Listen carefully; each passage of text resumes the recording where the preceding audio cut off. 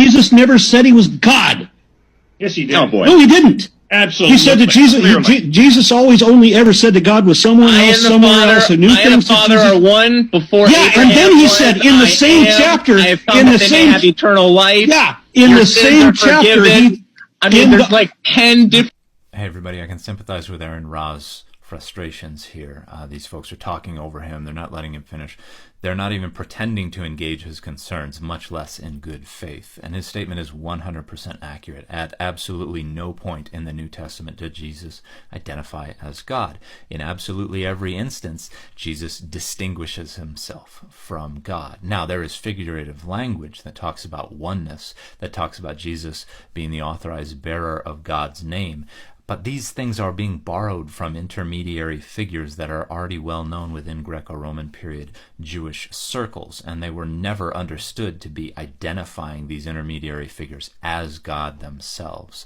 Now, the first response is to quote John 10:30 and say, I and the Father are one. And Aron Ra correctly points out that the author of John elsewhere has Jesus saying, my followers should be one with me the exact same way that I am one with God. Now, it's not in the same chapter. It's in chapter 17 in the intercessory prayer.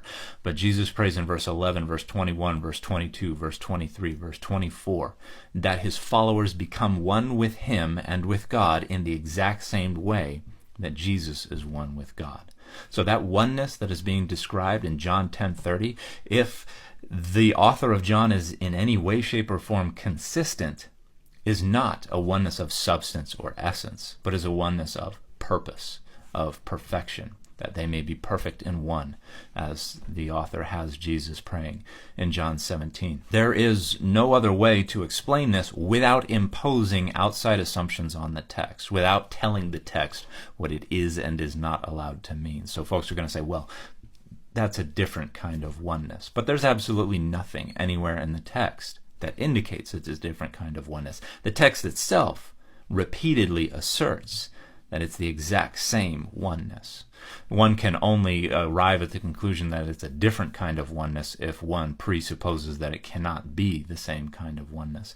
And that is not the data regarding what the texts say. That is the dogma regarding what the texts are allowed to say.